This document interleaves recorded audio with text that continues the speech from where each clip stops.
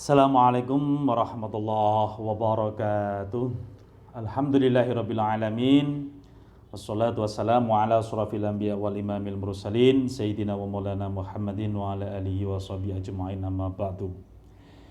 Anak-anakku kelas 8 Madrasah Sanawiyah NU Raudhatus Sibian Peganjaran Bayi Kudus.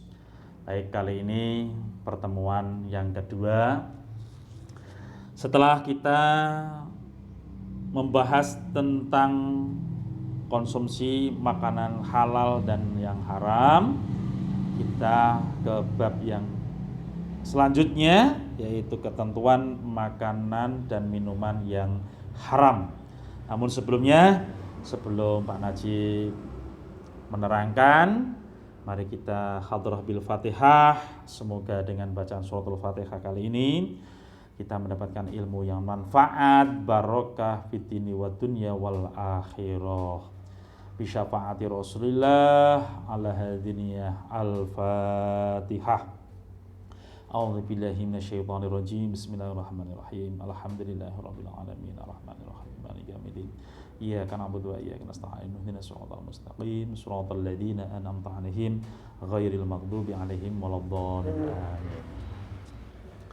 Baik anak-anak, selanjutnya kita materi berikutnya adalah ketentuan makanan dan minuman yang haram. Ini babnya, makanan dan minuman yang haram.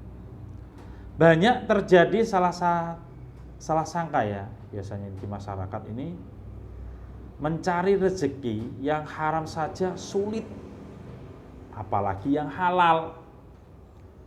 Hal itu malah memicu banyaknya kesalahpahaman tersebut tentang halal dan haram suatu rezeki. Akhirnya banyak masyarakat menghalalkan segala cara untuk mencari rezeki, padahal belum tentu halal. Ta sebagai orang yang bertakwa, beriman kepada Allah Subhanahu wa taala, hendaknya menghindari hal tersebut dengan banyak mempelajari Al-Quran dan hadis tentang pengertian-pengertian halal dan haram. Baik anak-anak, yuk disimak penjelasan dari Pak Najib. Fokus untuk pelajaran daring kali ini di musim pandemi COVID-19 virus corona, kita masih belajar daring bersama. Baik, yang pertama, pengertian makanan dan minuman yang haram. Haram artinya itu dilarang. Jadi makanan dan minuman yang haram adalah makanan dan minuman yang diharamkan di dalam Al-Quran dan Al-Hadis. Bila tidak terdapat petunjuk yang melarang, berarti halal. Jadi setiap makanan dan minuman yang diharamkan atau dilarang oleh syara pasti ada bahayanya, dan meninggalkan yang dilarang syara pasti ada faedahnya dan mendapatkan pahala. Yang kedua, jenis makanan dan minuman yang diharamkan ya. Pada prinsipnya ya, segala minuman apa saja halal untuk diminum selama tidak ada ayat Al-Quran dan hadis yang mengharamkannya. Bila haram namun masih dikonsumsi dan dilakukan, maka niscaya tidak barokah. Ora barokah, malah ndadosaken penyakit ning nggone awake dhewe, penyakit badan. Harus tahu.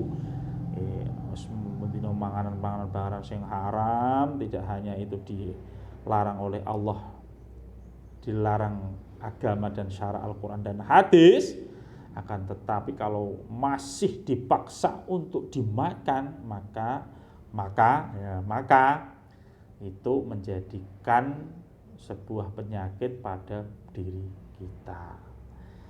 Yuk kita simak bersama.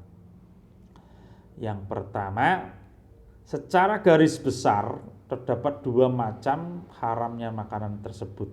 Yang pertama, haram lidzati. Lidzati ini makanan yang haram karena zatnya. Maksudnya bagaimana Pak Najib? Maksudnya begini, hukumnya asal dari makanan itu sendiri memang sudah haram. Haram bentuk haram bentuk Di antaranya apa? Yang pertama, daging babi. Daging babi ya. Mesti udah ngerti babi. Babi ya, bukan baby. Kalau baby itu kan bayi. Ini babi. Baby. Beda. Jadi seluruh makanan, minuman, obat-obatan, kosmetika yang mengandung unsur babi dalam bentuk apapun haram dikonsumsi. Wah, meh iku mau campurane switik, sak tengil, sak titis. Nah, termasuk sekarang itu lemak-lemaknya itu lemak babi yang dipergunakan dalam industri makanan yang dengan istilah apa ini ya? Wah, bahasanya bahasa Inggris, istilahnya apa? Shortening. Apa itu Pak? Serta semua zat yang berasal dari babi yang biasanya dijadikan bahan campuran makanan atau food additive. Wah, campurane ana minyake babi Pak iki. Sithik berlah, sampai sithik sak tetes sampai kepiye, tetap haram karena babi itu sudah jelas-jelas diharamkan oleh syarak, diharamkan oleh Al-Qur'an. Kenapa diharamkan? Ini dalam surat Al-Baqarah ayat 173. Innama harrama alaikumul maitata waddama walahmal khinjiri wa ma uhilla bihi li ghairillah. Ya, artinya sesungguhnya Dia Allah Subhanahu wa ta'ala hanya mengharamkan atas bangkai darah babi dan daging hewan yang disembelih dengan menyebut nama selain Allah. Nih, Pak Najib punya gambar yang sudah kita lihat bersama. Ini nih, lihat. Cacing dalam tubuh akibat makan daging babi. Ini parasit ini ya. Cacing apa ini ya? Cacing pita atau apa ini ya? Ini kecil-kecil seperti ini, luar biasa. Kenapa daging babi itu diharamkan? Ini yang ada di tubuh-tubuh ini, yang putih-putih yang dilingkari itu bisa diperjelas Pak? Oh, bisa. Iya. Nih, cacingnya kecil-kecil. Ini kita tahu kalau sudah di dalam tubuh kita konsumsi, ternyata mengkonsumsi daging babi itu berbahaya. Berbahaya, ada cacing kita di dalam tubuh akibat makan daging. Ya, baik ya. Itu yang pertama. Ingat, babi diharamno. Kemudian yang kedua, darah getih. Darah atau getih. Darah yang mengalir dari binatang atau manusia, ya, dari binatang atau manusia haram dikonsumsi, baik secara langsung maupun dicampurkan pada bahan makanan karena dinilai najis, kotor, menjijikkan dan dapat mengganggu kesehatan. Demikian juga darah yang sudah membeku wis, oh ya istilahnya wis ora mencair. Membeku ora mencair Pak, ya, membeku, wis garing. Ya. Dan dijadikan makanan dan diperjualbelikan oleh sebagian orang. Ya, adapun darah yang melekat pada daging itu halal. Boleh dimakan karena sulit dihindari. Contohnya darah itu yang bagaimana Pak? Ya, seringkali saya sudah cerita. Waktu itu kalau ada penyembelihan korban, daging kerbau, hewan kerbau, sapi, terus kambing, itu darahnya enggak dialirkan di tanah, malah diberi wadah atau nampan atau semacam ember. Darahnya itu terus dibekukan. Ya, dibekukan, digoreng, digumboni jadi dideh. Basa Jawane dideh. Wah, itu haram itu dideh. Ya kayak cao ya, tapi rasa-rasanya kayak apa? Kayak hati ya. Kalau hati ya, kalau kita lihat hati ya, hati itu darah yang membeku itu kalau digoreng terus dikasih resep yang enak ya, itu rasanya enak. Tapi ini darah, ini jelas darah, tidak boleh. Jadi tidak boleh. Dalam Al-Qur'an sudah disebutkan, Quran surat Al-An'am ayat 145.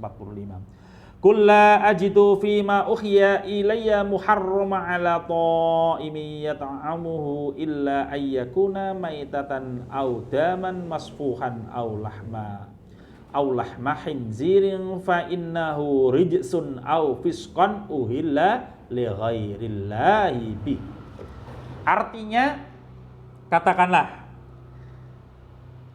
tidak kudapati di dalam apa yang diwahyukan kepadaku sesuatu yang diharamkan memakannya bagi yang ingin memakannya, kecuali daging hewan yang mati, dalam kurung bangkai, darah yang mengalir,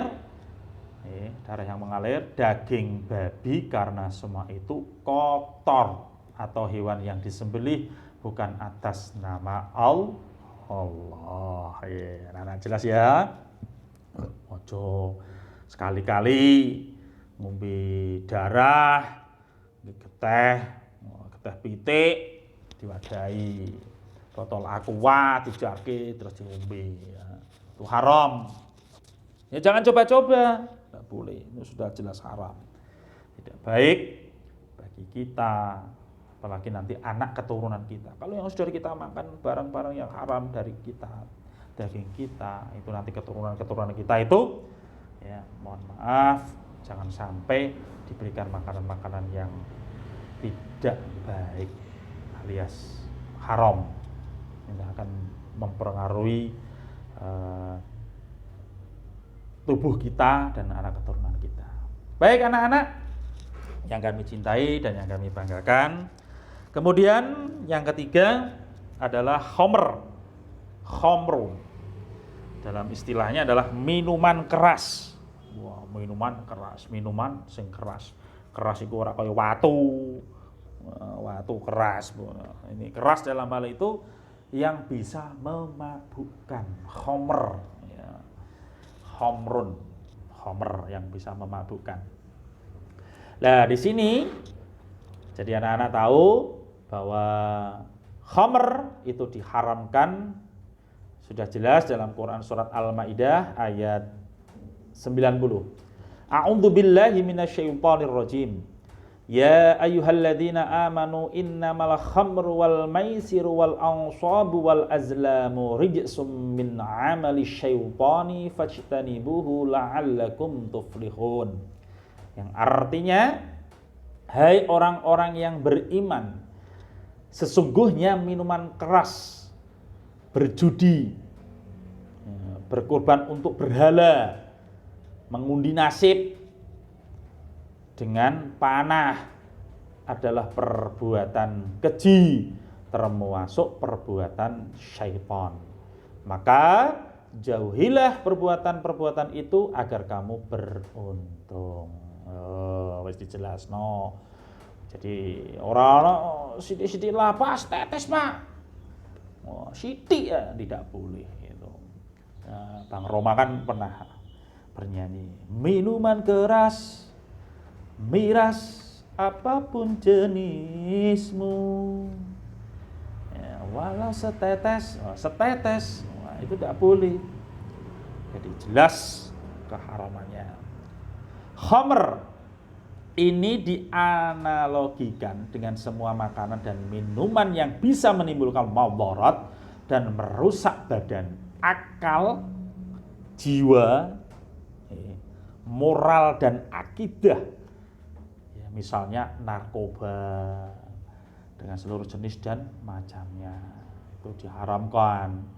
Kita tahu. Sekarang lagi musim-musimnya narkoba, kita tahu anak-anak jangan sampai coba-coba. Ingat, itu nanti bisa ketagihan. Ya, ketagihan. Nanti coba-coba. Ya, apalagi sekarang itu ada yang dimasukkan di makanan, di permen anak-anak. Nah, ini harus waspada, harus hati-hati. Nabi SAW bersabda, ma'asykara kasirahu faqaliluhul haram. Nah, ini kaya lagu nih Bang Roma tadi. Ya. Artinya sesuatu yang memabukkan dalam keadaan banyak, maka dalam keadaan sedikit juga tetap haram. Sedikit ya, sitik ya, haram. Ini hadis riwayat An-Nasa'i, Abu Dawud dan Tirmidzi. Nggih.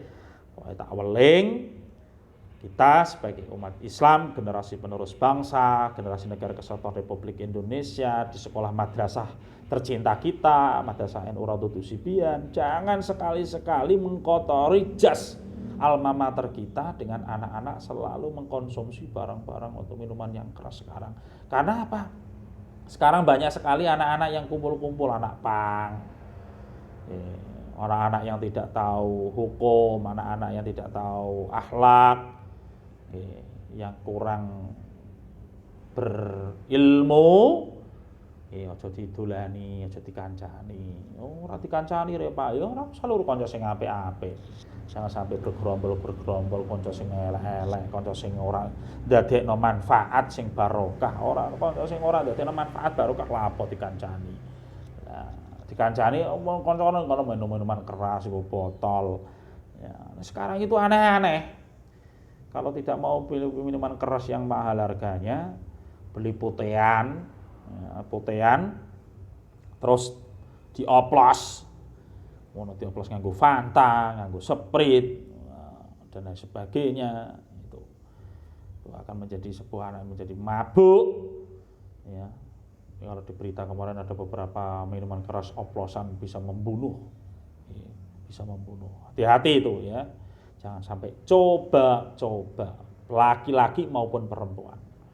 Saya ingatkan, sekali kamu minum barang yang haram tersebut akan menjadikan kesehatan bagi tubuh kita. Baik, kita lanjutkan materi selanjutnya di daring kegiatan belajar mengajar ya, webinar. Lanjut. Kemudian tadi yang nomor berapa nih? Nomor 3, kita nomor 4. Yang nomor 4 adalah semua jenis burung yang bercakar. Jenis burung yang bercakar. Cakare ya, yang bisa mencengkam. Ya. Itu diharamkan. Ini bisa dibaca hadisnya. Ini hadis riwayat Muslim. Nah, Rasulullah sallallahu alaihi wasallam an kulli dzinabin minas sibai wa min kulli dzi mikhlabin minat thairi. Rasulullah SAW melarang memakan setiap binatang buas yang bertaring dan semua burung yang mempunyai cakar. Buas ya. Terus cakar sing kepiye? Cakar iki ya. Cakar cengkramane itu, cengkraman elang itu kan mematikan itu. Kemudian yang dimaksud burung yang memiliki cakar di atas adalah yang buas. Ya, yang buas. Pitik itu dicakar, Pak. Manuk emprit dicakar. Terus apa meneh? Blekok. Manuk blekok. Terus apa meneh? Itu dicakar, tapi tidak buas. Jadi cakar ini adalah binatang atau burung yang buas. Ya, seperti burung elang, raja wali, itu cakar yang mempunyai burung yang burung elang yang dan raja wali yang buas, sehingga tidak termasuk sebangsa ayam, burung merpati dan sejenisnya. Harus kamu ketahui, punya burung doro sebelah halal, doro merpati halal, emprit halal. Terus ayam ada ayam jampung, ayam londo itu halal. Kemudian yang kelima, semua binatang buas yang bertaring. bertaring. Manusia bertaring enggak Pak ini? Ini ada taringnya ini manusia. Jadi dalam hadis riwayat Muslim, kullu dina bin minas nisiba. Kullu dina bin minas sibai fa'akluhu haram. Artinya semua binatang buas yang bertaring maka mengkonsumsinya adalah haram. Haram. Yang dimaksud di sini adalah semua binatang buas yang bertaring dan menggunakan taringnya untuk menghadapi dan memangsa manusia dan binatang lainnya. Wih, jadi ngeri ya menggunakan taringnya untuk menghadapi dan memangsa taring. Yang ditaring apa ya? Akeh, singa, macan, asu itu bertaring gitu. Beruang itu bertaring. Apalagi ya. Banyak sekali yang bertaring ya. Itu sudah diharamkan oleh Allah, diharamkan dari agama dan syara. Kemudian yang keenam, binatang yang diperintahkan supaya dibunuh. Wah, ini dalam hadis riwayat Muslim sudah diterangkan. Jadi ada 5 binatang yang diperintahkan untuk dibunuh. Dibunuh Pak, iya dibunuh karena termasuk binatang yang merusak dan membahayakan ya, Ini berdasarkan hadis berikut. An Aisyah radhiyallahu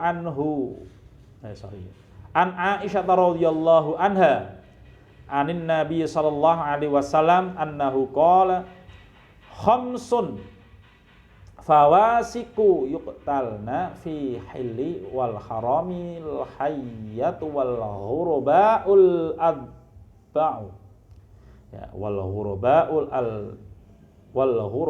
ghurabul abqa'u wal fa'ratu wal kalbul al aquru wal hudayya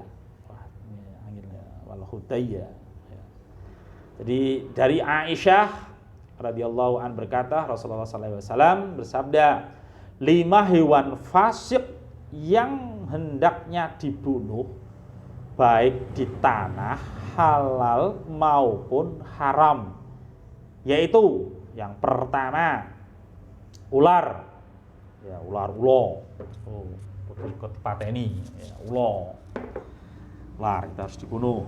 Kemudian gagak, tahu burung gagak ya? Burung gagak itu burung yang hitam, ya taringnya panjang itu gagak, nah, itu gagak yang di punggung dan perutnya ada warna putih. Terus tikus, ini biasanya itu jarak nanti tikus harus dibunuh tikus. Terus kemudian apa Pak? Anjing gila dan burung elang. Itu 5 binatang yang diperintahkan supaya dibunuh. Itu anak-anak ya harus tahu. Malah aja dingoni tikus dingoni. Ya. Terus apa anjing gila dingoni, burung elang dingoni. Ya. Demikian pula cecek atau cicak, cicak ya, tahu ya cicak ya, termasuk binatang yang diperintahkan untuk dibunuh. Ada Pak dalilnya? Ada ini. Dalam hadis riwayat Muslim, anan Nabi sallallahu alaihi wasallam dari Sa'ad bin Abi Waqqas, amara bi qatlil wazaghi wa sammahu qawaisiqan. Bahwa Nabi sallallahu alaihi wasallam memerintahkan untuk membunuh cecak belirik atau tokek. Dan beliau dan beliau menamakannya furwaisiqah atau binatang jahat yang kecil. Nabi Shallallahu Alaihi Wasallam memerintahkan agar membunuh binatang-binatang tersebut, maka itu sebagai isyarat atas larangan untuk memakannya. Sebab jika sekiranya binatang itu boleh dimakan, maka akan menjadi mubazir, sia-sia. Kalau sekedar dibunuh, padahal Allah Subhanahu wa taala melarang hambanya untuk melakukan hal yang mubazir. Baik, kita lanjut yang ketujuh. Binatang, masih binatang yang harus haram ya ini. Binatang yang dilarang untuk dibunuh.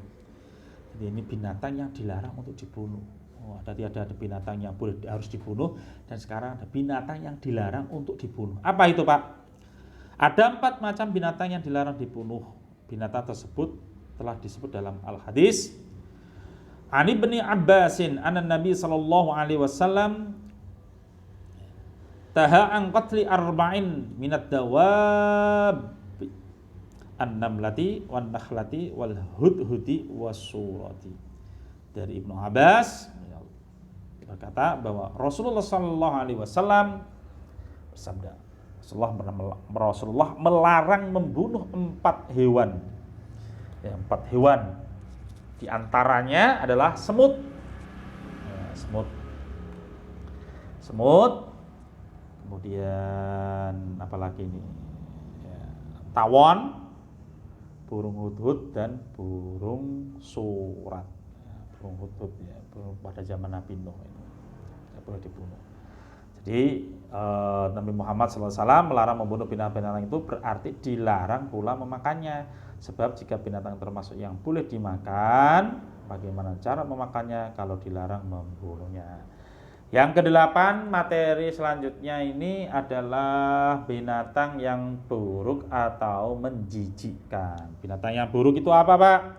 Binatang yang buruk dan menjijikkan, hewani maupun nabati, diharamkan oleh Allah Subhanahu wa taala sebagaimana firman-Nya, wa yuharrimu alaihimul khaba'ith.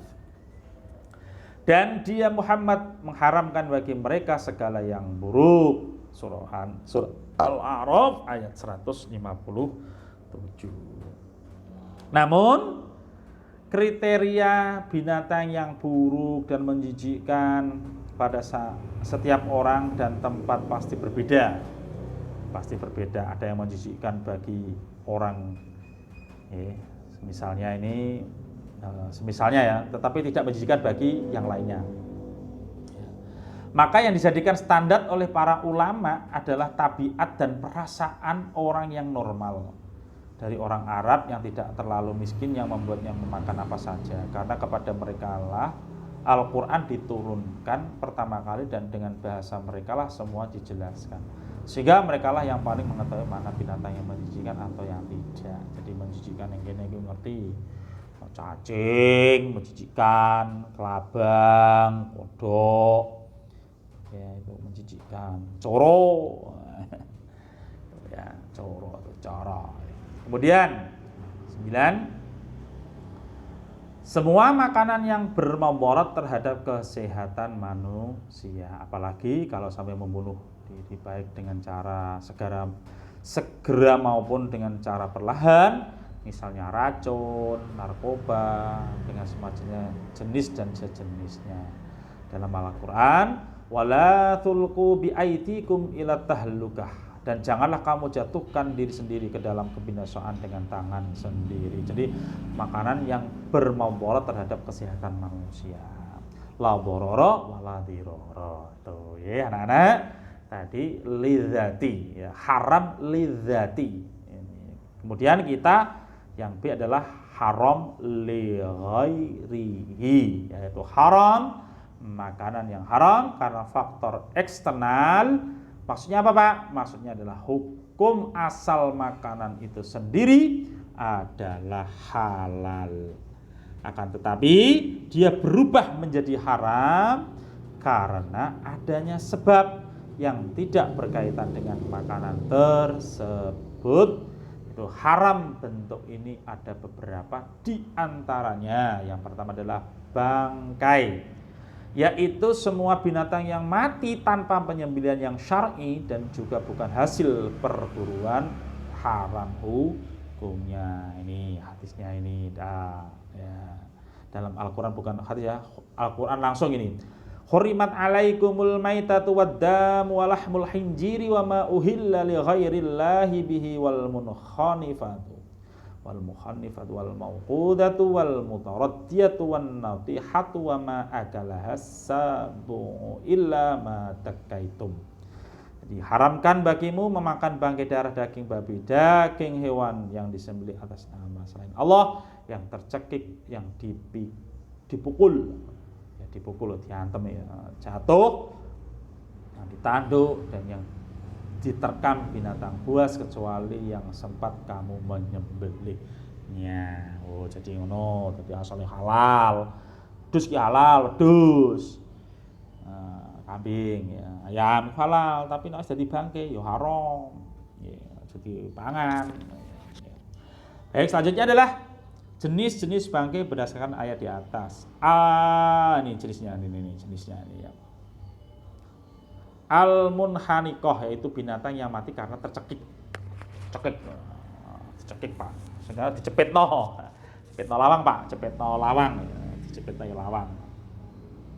Yang kedua adalah al-mauqudhah yaitu binatang yang mati karena terkena pukulan keras. Wah, terkena pukulan keras diwalem tuwel.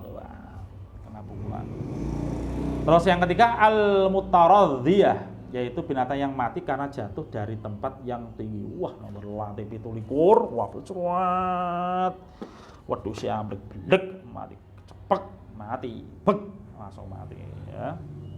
Terus an-nahibah yaitu binatang yang mati karena ditanduk oleh binatang lainnya. Wah, ono kidang tanduke kan cerangat-cerangat niku. Buar ngono berkelahi, tarung, terus disunduk dues. Nancep mati. Ya.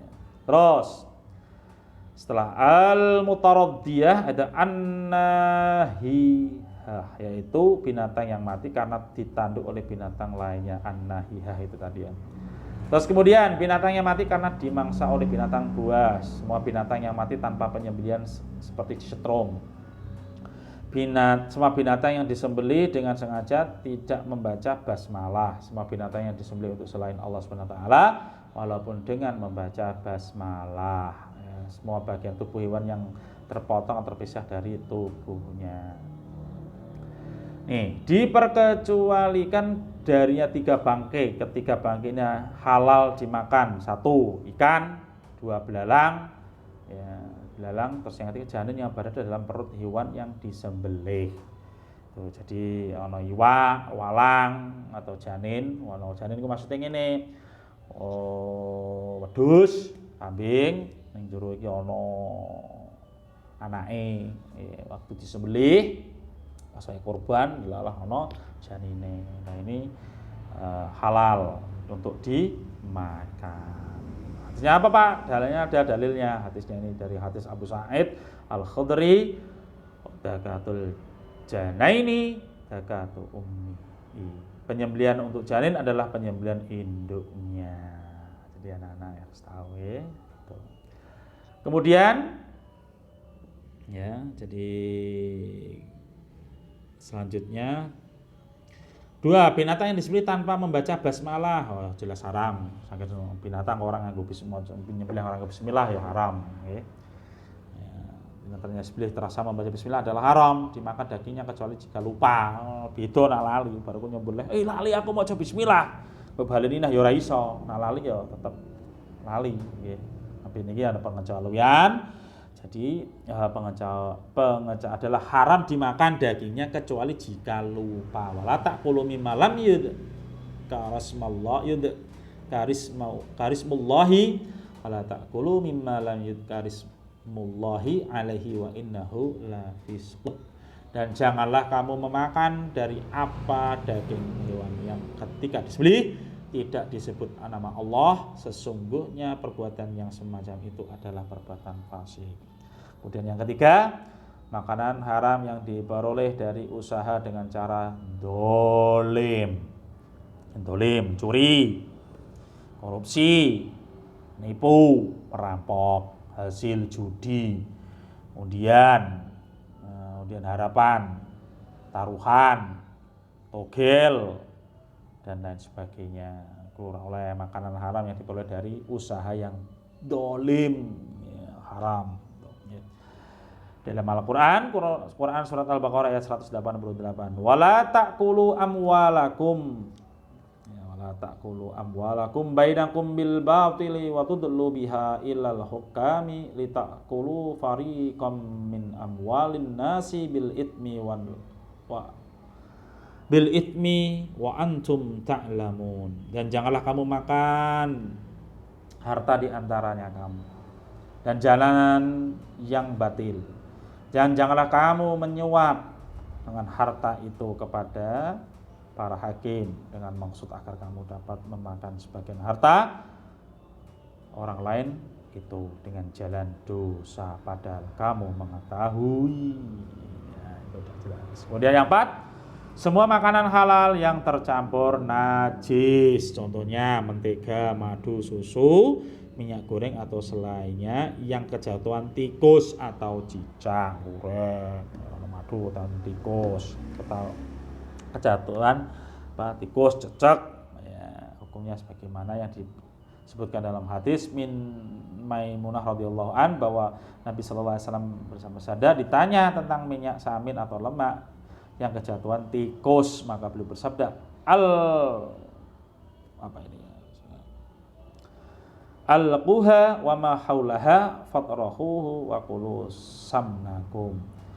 Ya, buanglah tikusnya dan buanglah juga lemak yang berada di sekitar, lalu makanlah. Tuh anak-anak, insyaallah kita akan bertemu kembali di sesi berikutnya, akan menerangkan tentang akibat dari memakan makanan dan minuman yang haram. Insyaallah sesi yang berikutnya pembelajaran daring kita semoga bermanfaat, memberikan hikmah manfaat bagi kita semuanya, barokah dan ilmu juga kita untuk kita semuanya. Al-Hadiniyah, Al-Fatihah. Dari saya, wal afu minkum. Assalamualaikum warahmatullahi wabarakatuh.